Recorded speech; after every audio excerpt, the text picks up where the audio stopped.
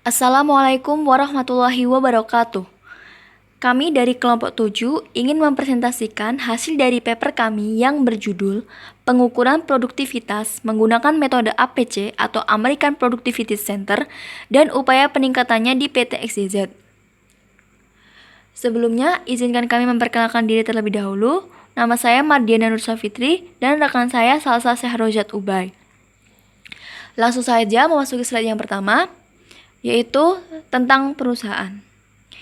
Sebelumnya akan saya jelaskan terlebih dahulu bahwa paper kami ini merujuk dari salah satu jurnal tentang perhitungan analisa produktivitas juga, namun dengan metode yang berbeda, yaitu metode Mendel. Di jurnal itu dijelaskan bahwa nama perusahaannya adalah PT XYZ dengan produk berupa lori, yaitu wadah penerebusan tandan buah segar atau TBS di pabrik kelapa sawit. Untuk yang belum tahu seperti apa bentuk lori, bisa dilihat di gambar yang sudah saya cantumkan. Daerah pemasaran dari produk PT XYZ adalah yaitu di pabrik kelapa sawit milik negara di Sumatera Utara. Latar belakang dari paper kami adalah persaingan di antara perusahaan itu diukur dari tingkat produktivitasnya. Nah, dalam perencanaan produksi, PT XYZ sendiri itu belum menganalisa produktivitas perusahaan. Nah, produktivitas itu digunakan untuk menganalisis dan mendorong efisiensi produksi serta mengetahui seberapa optimal perusahaan memanfaatkan sumber daya yang dimiliki atau input dalam menghasilkan output yang ditargetkan. Nah, hasil dari pengukuran produktivitas ini diharapkan menjadi pertimbangan untuk merencanakan sumber daya baik dalam jangka pendek maupun jangka panjang. Landasan teori. Pengertian produktivitas menurut Heiser dan Render yaitu perbandingan output bisa berupa barang dan jasa dibagi dengan input yaitu sumber daya seperti modal, tenaga kerja dan sebagainya. Metode APC dalam Pusat Produktivitas Amerika atau The American Productivity Center atau APC mengemukakan bahwa ukuran produktivitas digambarkan dalam persamaan berikut. Profitabilitas sama dengan hasil penjualan dibagi biaya-biaya. Untuk hasil penjualan sendiri didapatkan dari banyaknya output dikali harga per unit, dan biaya-biaya sendiri didapatkan dari banyaknya input dikali biaya per unit. Banyaknya output dan banyaknya input itu didefinisikan sebagai produktivitas, sedangkan harga per unit dibagi biaya per unit didefinisikan sebagai faktor perbaikan harga. Oh ya, akan saya jelaskan terlebih dahulu apa itu indeks profitabilitas, indeks produktivitas, dan indeks perbaikan harga. Untuk indeks profitabilitas itu digunakan untuk memantau keadaan di pasar global atau masalah eksternal, terutama yang berkaitan dengan efisiensi penggunaan sumber daya dalam menghasilkan output dari perusahaan itu. Sedangkan indeks produktivitas digunakan untuk indeks sejauh mana efisiensi penggunaan sumber daya dalam menghasilkan output perusahaan. Untuk indeks perbaikan harga itu menunjukkan perubahan dalam harga output perusahaan terhadap biaya-biaya input. Ada hubungan profitabilitas dengan produktivitas dan faktor perbaikan harga. Rasio produktivitas memberikan suatu indikasi penggunaan sumber daya dalam menghasilkan output perusahaan. Metodologi penelitian. Metodologi penelitian yang pertama yaitu mengklasifikasikan input dengan sumber data berupa jurnal lain tentang analisa produktivitas menggunakan metode lain seperti yang sudah saya jelaskan di awal tadi. Yang kedua, menghitung nilai input dengan kuantitas input per periode dengan harga tahun dasar atau periode dasar. Yang ketiga, menghitung produktivitas faktor tunggal per periode, kemudian menghitung indeks produktivitas atas tahun dasarnya. Yang keempat, menghitung indeks produktivitas input pada masing-masing input atas dasar harga yang berlaku, kemudian membagi dengan masing-masing input atas dasar harga tahun dasar atau konstan. Yang kelima, menghitung indeks profitabilitas per input atau faktor tunggal. Yang keenam, menentukan indeks perbaikan harga. Dan yang terakhir, menyimpulkan apakah terjadi peningkatan atau penurunan indeks produktivitas, indeks profitabilitas, dan indeks perbaikan harga. Pengumpulan data. Sumber data yang diperoleh yaitu berupa data sekunder, yang mana data itu tidak didapatkan secara langsung dari perusahaan, melainkan dari jurnal, yaitu dari e-jurnal e-jurnal Fakultas Teknik USU yang berjudul Evaluasi dan Analisa Produktivitas dengan menggunakan metode Marvin E. Mandel di PT XYZ. Ini adalah tabel harga konser faktor human, material, dan energi yang sudah dikonversi ke rupiah. Pada periode Mei 2011 sampai dengan Agustus 2012. Selanjutnya, ada data harga konstan faktor working capital input dan output.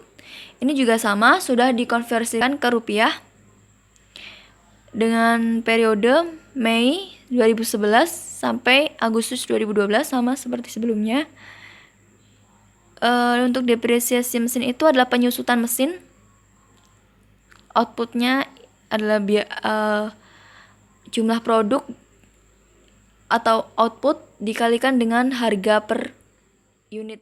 Bagian pengolahan data ini terdapat 3 jenis pengolahan. Yang pertama itu perhitungan indeks produktivitas, di mana pada perhitungan indeks produktivitas ini dibagi menjadi indeks produktivitas parsial dan indeks produktivitas total.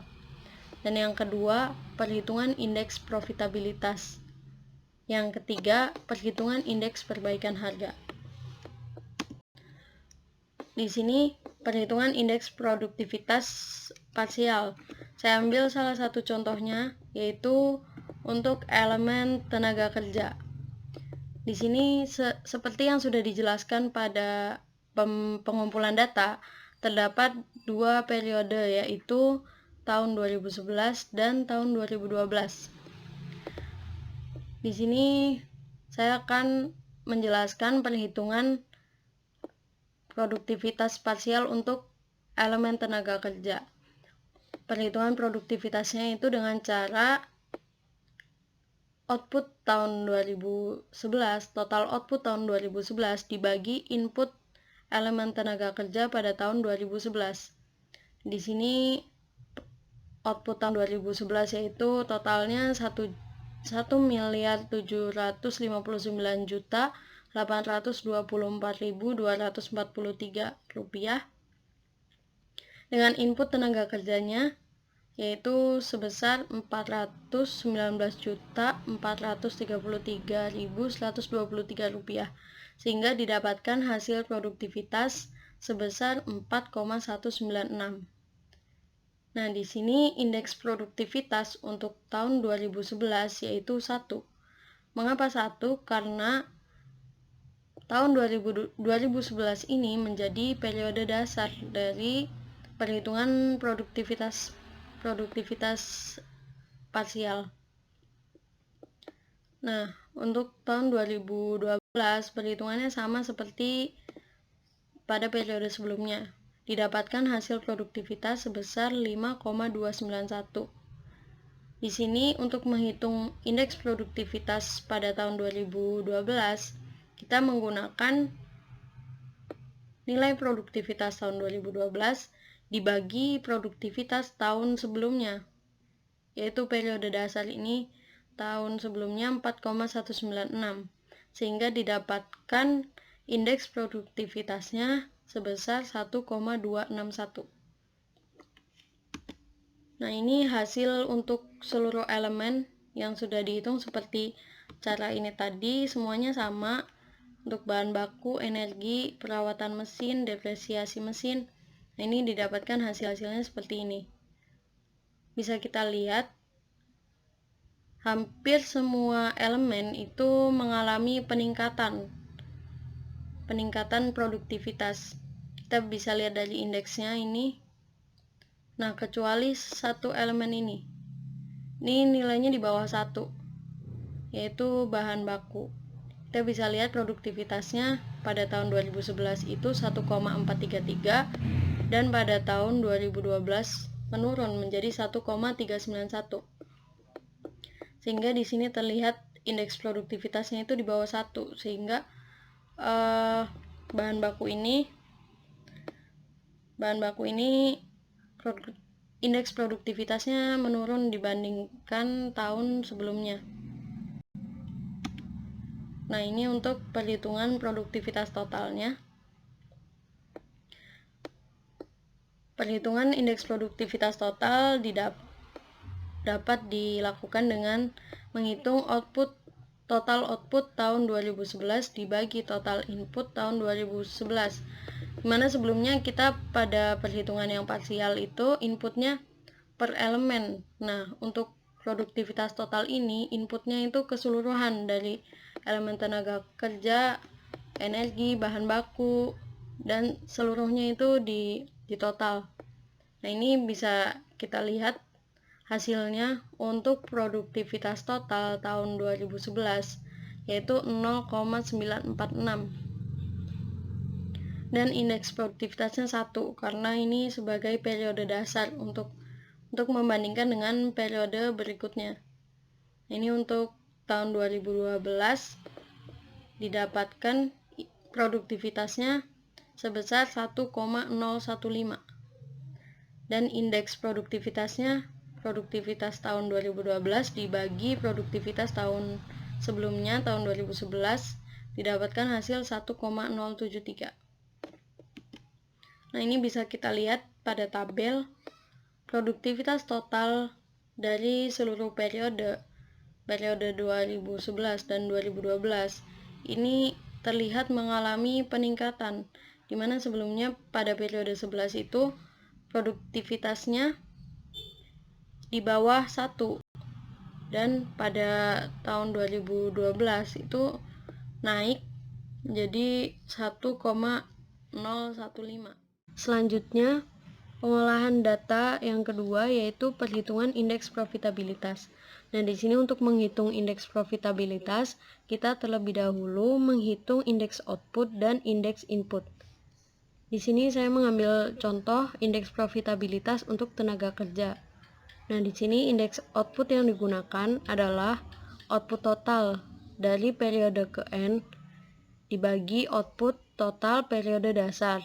Karena dalam studi kasus ini hanya ada 2 periode, dalam hal ini output periode ke N adalah output total periode tahun 2012 dan output periode dasar adalah output total periode tahun 2011.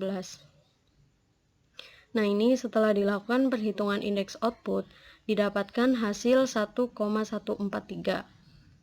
Kemudian selanjutnya yaitu menghitung indeks input tenaga kerja. Di sini berarti input tenaga kerja periode tahun ke N yaitu periode tahun 2012 dibagi input periode tahun 2011. Nah, setelah dilakukan perhitungan didapatkan hasil 0,906. Nah, untuk menghitung indeks profitabilitas tenaga kerja, caranya adalah dengan membagi indeks output dibagi indeks input. Setelah dilakukan perhitungan, didapatkan hasil 1,261.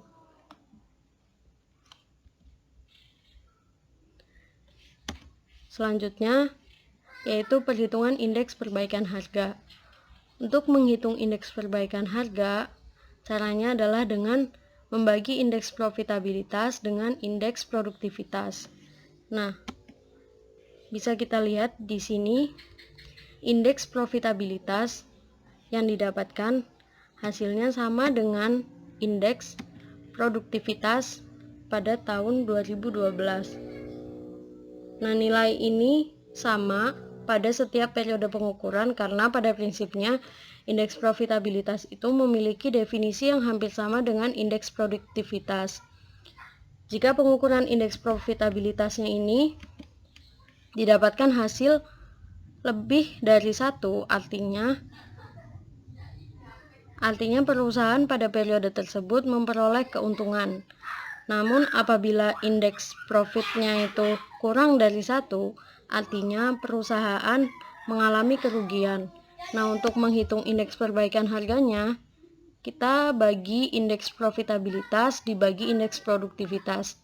karena hasilnya itu sama semua, sehingga indeks perbaikan harganya di sini 1 hasilnya. Nah, ini dapat disimpulkan pada tabel ini. Nah, ini bisa kita lihat indeks profitabilitas dan indeks produktivitas semuanya itu hasilnya sama. Sehingga untuk indeks perbaikan harga semuanya 1. Nah, berdasarkan indeks perbaikan harga yang nilainya 1, itu artinya menandakan bahwa perbaikan harga tidak berpengaruh terhadap profitabilitas perusahaan.